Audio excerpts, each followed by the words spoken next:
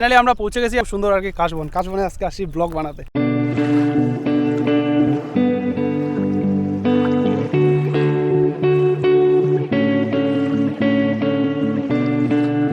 ফুলগুলো সত্যি এত সুন্দর হয়েছে, যারা যারা আসুনি এখনো পর্যন্ত তো তাড়াতাড়ি আসো। So hello everyone, welcome back to our new video. আজকে আবার বেরিয়ে পড়লাম ভর দুপুরবেলা, সময় হয়েছে 2টা। এই রোদের মধ্যে বের হওয়ার তো কোনো মতে ইচ্ছা হচ্ছিল না, বাট বের হতে হবে।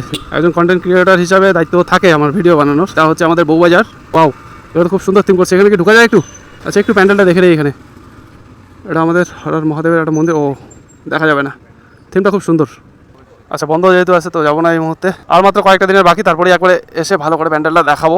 প্যান্ডেলটা এবার একটু ছোটোর মধ্যে হচ্ছে, বাট আলাদা ইউনিক টাইপস। তো ভাই, এটা হচ্ছে আমাদের 3 নম্বর ঘুমটি। ওপে যে একটু ঘুরে আসি, দুর্গাবাড়িটা একটু দেখে আসি। তো চলো একটু দুর্গাবাড়ির প্যান্ডেলটা একটু দেখে আসি, তারপরে যাবো আজকে ডেস্টিনেশন স্পারে।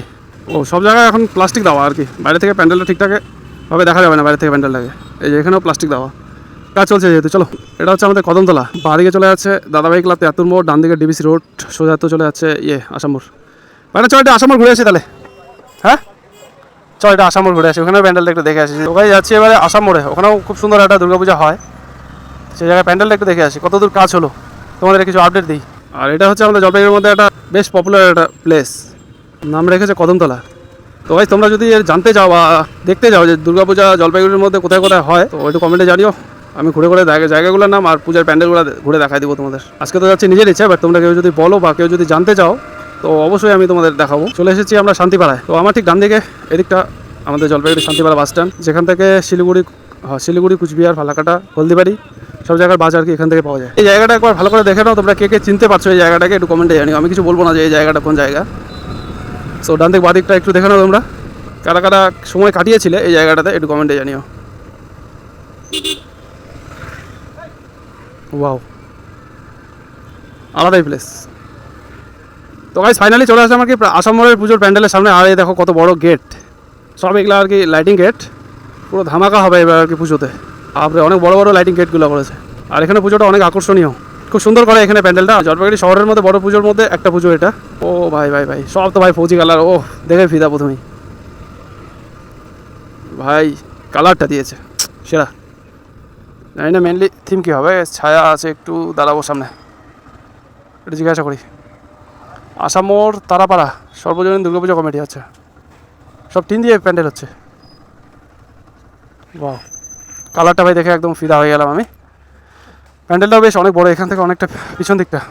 তো ভাই, সব জায়গায় আর কি এখন প্যান্ডেলের বাঁশের কাজ চলছে, ডেকোরেশন খুব সুন্দর কাজ চলছে আর কি কন্টিনিউয়াসলি। তো চলো খুব তাড়াতাড়ি আর কি কাজটা শেষ হোক, দিন কয়টার অপেক্ষা করি। আর মাত্র 14-15 দিন। ও তেরি গাইস, প্যান্ডেলটা বেশ অনেকটাই বড়। সামনেই গাইস NH 27 মেন হাইওয়ে,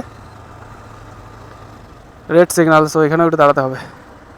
তো গাইস, আমার ঠিক ডান দিকে দেখতে পাচ্ছ তোমরা, এটা হচ্ছে আমাদের জলপাইগুড়ির হাইকোর্ট, যেটা আর কি কলকাতায় আছে। ওয়েস্ট বেঙ্গলের মধ্যে কলকাতায় আছে একটা হাইকোর্ট।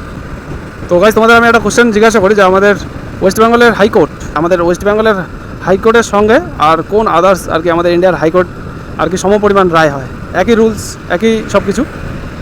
তো এটা যারা যারা জানো অ্যান্সারটা কমেন্টে জানিও। এখন সময় হয়ে গেছে 3:35, প্রায় 3:30 ক্রস হয়ে গেছে। দাদা নমস্কার। তো এখন যাচ্ছি প্রথমে BSNL অফিসে, কেন কি আমার সিমটাকে BSNL করেছি জিও থেকে, বাট প্রবলেমের মধ্যে আছি বর্তমান। প্রায় 4 দিন থেকে সিমটা ফোন আসতেছে, ইনকামিং হচ্ছে বাট আউটগোয়িং হচ্ছে না। কি সুন্দর ফুলের গাছ, কি সুন্দর সুন্দর ফুল, লাল নীল হারা পিলা। তো অফিসে গিয়ে আর কি বলতে হবে। 3 দিন থেকে ফোন করতেছি যে দাদা রিচার্জটা করে দেন আমার, বাট ওরা বলতেছিল যে আমার রিচার্জটা নাকি হয়ে গেছে। তো ডান দিকে দেখতে পাচ্ছি এটা হচ্ছে পিটি কলেজ, বাদিকে এটা স্টেট ব্যাঙ্ক, SBI।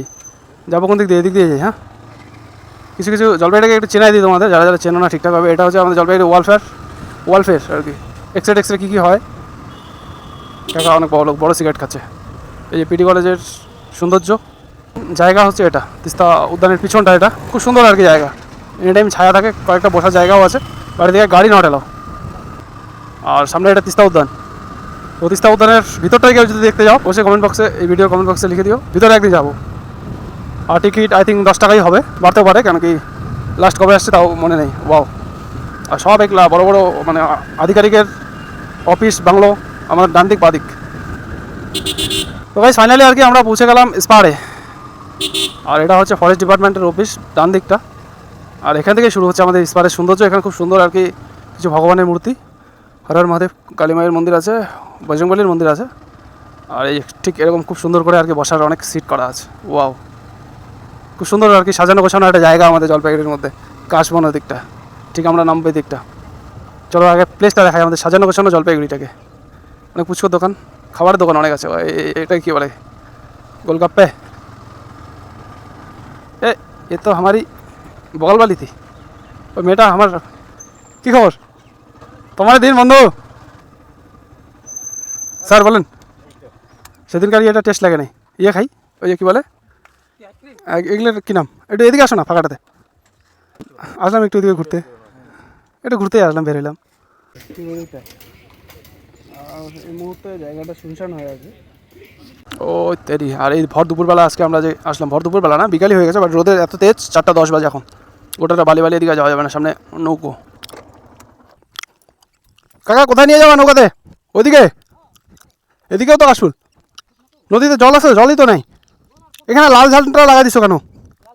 লাল ঝান্ডা লাগাই দিলে তো মানুষ বুঝবে যে এখানে কেউ আসবেই না লাল ঝান্ডা দেখলে। ও আচ্ছা, পতাকা তাহলে একটু উঁচা করে লাগা দিবা। আমরা যাই কী করবো কাকা, কী হিসাবে ঘোরাও নৌকাতে? ওই গাছটা? আচ্ছা নিয়ে যাবা, মানে এক একজন 100 টাকা? আচ্ছা, এখানে পাশে গেলে 50, দূরে গেলে 100।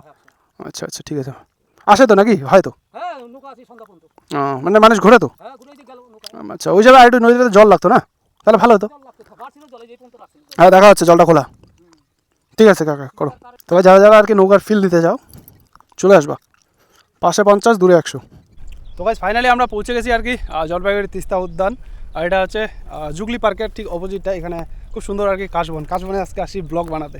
আমি আর আমার ভাগনা আসছে, দুজনে মিলে আজকে আসলাম একটু ঘুরতে, কাশবনের একটু ফিল নিতে, যে কেমন হয় কাশবনটা। আর কাশফুলগুলো সত্যি এত সুন্দর হয়েছে। তো যারা যারা আসুনি এখনও পর্যন্ত, তো তাড়াতাড়ি আসো। আর মহালির দিন তো খুবই ক্রাউড হবে, মহালির দিন হয়তো অনেকেই আসো, তোমরা অনেকে আসে এখানে। দেখো একবার চারিদিকটা, বলে তো ওয়াও, কি সুন্দর লাগছে না? এই যে কাশফুলের জন্য জায়গাটা খুব সুন্দর ছায়া হয়ে আছে। আর এদিকে যে ছায়াগুলো আছে না, তুই সমঝা? হ্যাঁ, কেস জাম একদম, ঠিক আছে। মানে তেমন কিছু না আর কি, বাইরে রোদ দেখতে পাচ্ছ, এই রোদের ভয়ে আর কি কেউ কেউ আসে, তোমার মতো আমার মতো কিছু এদিকে আসে, এগুলো জায়গায় একটু বসে গল্প করে, একটু গল্প করার জন্য আসে এইসব জায়গায়। একটু কাশবনের ভিতর দিয়ে ঘুরে ঘুরে দেখাচ্ছি। এটা কি সুন্দর একটা ছায়া জায়গা, এখানে আসবে না কেন? এখানে আসবে, একটু গল্প সল্প করবে, এই জন্যই আসে। আর আমি তো আসছি জাস্ট জায়গাটা দেখাতে। দেখো কী সুন্দর জায়গা, ঠিক আছে। তো এইসব জায়গায় গল্প করার জন্য আসবে, তোমার মতো আমার মতো কিছু বন্ধু বান্ধবী মিলে আসে, একটু গল্প সল্প করে, জাস্ট এই আর কি। এখানে এবার আমরা কিছু রিলস শ্যুট করছি, সিনেমেটিক নিব, সেটা দেখাবো তোমাদের। গাড়িটাকে কোথায় রেখেছি দেখো একবার, কী সুন্দর হয়ে আছে না গাড়িটা, একদম কাশবনের ভিতরে, মি অ্যান্ড মাই ওয়াইফ। তো চলো এবারে একটা রিলস শ্যুট করি, তারপরে দেখা হচ্ছে আবার।